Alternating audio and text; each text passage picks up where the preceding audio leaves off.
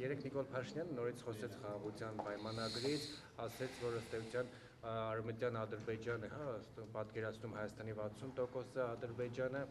Հայաստանի 60 տարածքի եւ նաեւ ասաց, որ պատրաստ է երկու փաստաթուղթ ստորագրել միաժամանակ Մինսկի խմբի լուծարումը, կան ազդակներ Ադրբեջանից, ի վերջո տեղի ժամի հնարավոր փաստաթուղթ խոսակցությունը շարունակվում է, քննարկումը շարունակվում է եւ շարունակվելու է եւ կարծում եմ մոտ ապագայում ավելի ռեալ ինֆորմացիա կլինի բոլորիս։ Պարոն Սիմոնյան, միացյալ մի րոպե, համեցեք։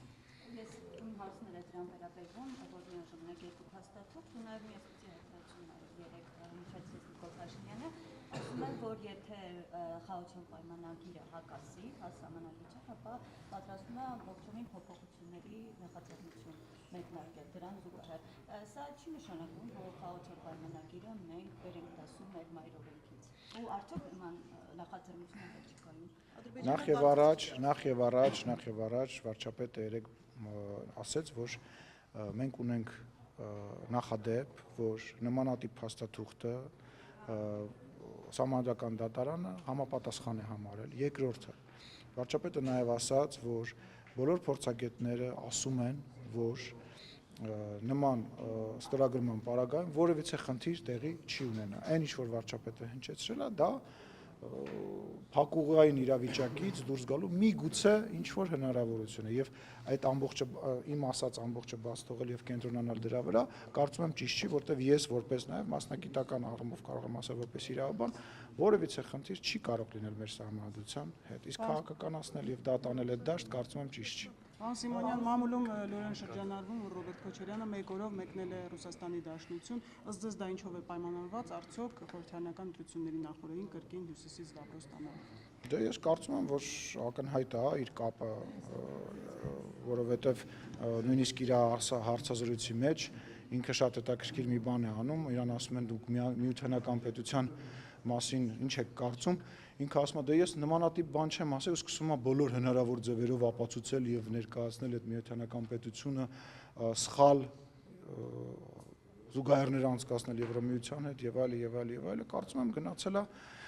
իրան այդ հարցը տվեք, ինքը, չգիտեմ, եթե չեմ սխալվում հայտարարել է, որ ասուլիս է տալու, իրան տվեք, թող այդ հարցը ինքը պատասխանել է։ Դե ակտիվացել է ասուլիսների Հա, ասեք, Տիկին Բեդևին, համեցեք։ Մատվիենկոյի օրակարգը, հա, այսի արդյունքի, հա, ասել եք, եւ երևի տեղորակեք, որ արևմտամետները շատ զգոհ են վերջին այսպես հանդիպումների, մասնավորապես Լավրովի հանդիպման ժամանակ արտգործնախարարի հայտարարությունից, որ դաշնակցային հարաբերությունները վերաֆորմատավորելու հարց Հայաստանի չի դնում։ Սա ինչ է, ջերմացման նոր փորձ, հա, էլ ավելի այսպես ջերմանալու, թե պրոբլեմները մնում են, բայց նաև որոշել եք Ռուսաստանի հետ այնուհանդերձ սուր հակամարտության չի։ Այն ինչ որ տեղի անում կոչվում է նորմալ է, այն ինչ որ տեղի անում նորմալ է։ Արևմտամետերը, դուք ասում եք արևմտամետները ասում են, չէ, եթե այլ ցանկություն ուներ Հայաստանի Հանրապետության քաղաքացին, այդ արևմտամետերը ամբողջությամբ կլինեին Հայաստանի Հանրապետության իշխանություն։ Մենք ոչ արևմտամետ ենք, ոչ ռուսամետ ենք, ոչ որևիցե բան, մենք հայամետ ենք եւ Հայաստանի Հանրապետության, ռեալ Հայաստանի Հանրապետության օրակարգն ենք սպասարկում եւ ներողություն եմ խնդրում բոլորից, բայց չի կարելի մի ծայրահեղությունից մյուս ծայրահեղություն ընկնել։ Եվ այն խնդիրները, այն հարցերը, այն հարցադրումները, որոնք կան մեր ռուս գործընկերների նկատմամբ, դրանք օրակարգից դուրս չեն եկել։ Այնուամենայնիվ, ո՞րն է հապկի սահմանը։ Այնուամենայնիվ, ինչի է հապկը նույնիսկ քաղաքական մակարդակով իրեն հեռու պահել։ Այդ հապկի երկրներից մեկն է հայտարարել է, որ իրենք միասին հաղթեցին Հայաստանին եւ այլ, այդ եւ էլի շատ ու շատ հարցեր դուրս չեն եկել։ Ճանապարհը ո՞րն է, դրանք թողնել շարունակեն։ Չէ, ճանապարհը հետեւյալն է։ Ճանապարհը հետեւյալն է, ճանապարհը այդ հարցերը բարձրացնել,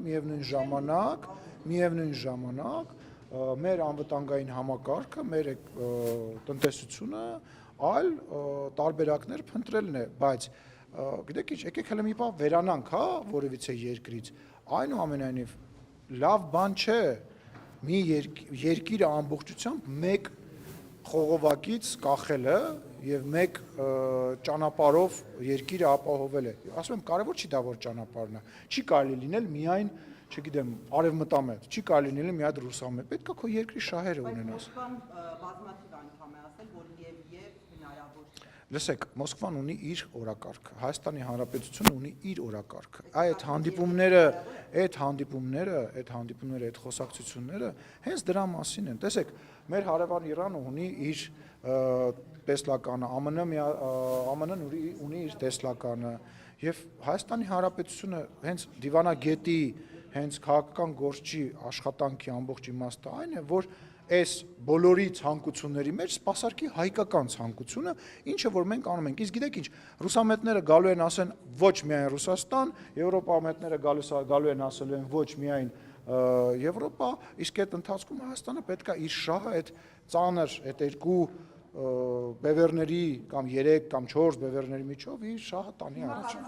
Վերջ, սա ազատության հարցազրույցը չէ։ Ժողովում ընդունվեց, բայց հայտը հիմա անհայտ ձեր թիմակիցներ ասում են հենց օրերը պապանի, որ մենք չենք կարող եւ ԵԱՏՄ-ում եւ ԵՄ-ում ունենք։ Հիմա հայտ երբ է պատրաստվում Հայաստան արդեն ներկա։ Հիմա տեսեք, դուք Եվրոմեդիա անվանումով լրատվամիջոցն եք։ Հա, չէ, Եվրոմեդիան բերեմ օրինակ, Եվրոմեդիա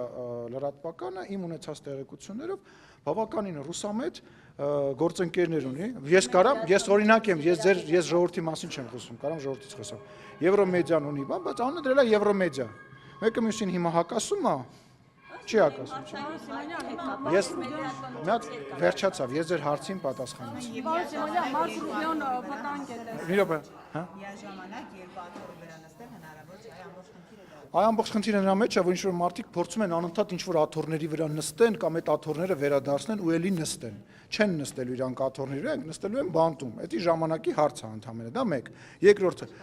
գոյություն ունի, կարող եք ասել, հա, աշխարհում գոյություն ունեցող մեկ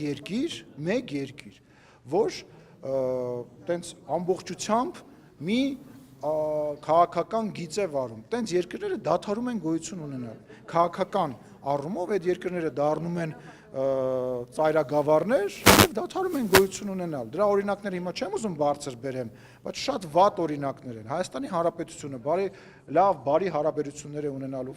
եւ ունի Ֆրանսիայի հետ, ԱՄՆ-ի հետ, փորձելու է իր հարաբերությունները կարգավորի Ռուսաստանի հետ, դա նորմալ եւ հասկանալի բան է, բայց չի նշանակում, որ Ռուսաստանը, ԱՄՆ-ն կամ որևիցե մեկը պետք է իրանց դրածոներին փորձեն ստեղ իշխանություն սարքել, պետք է իրանց ամբողջությամբ հայկական տնտեսությունը իրանցով անեն, դրա համար պետք է բալանսա, որևիցե այլ ծայրահեղության մեջ ընկնել, պետք չի ուղղակի, հասկանում եք, պետք չի sense չբաներ անել, կտրուկ բաներ անել։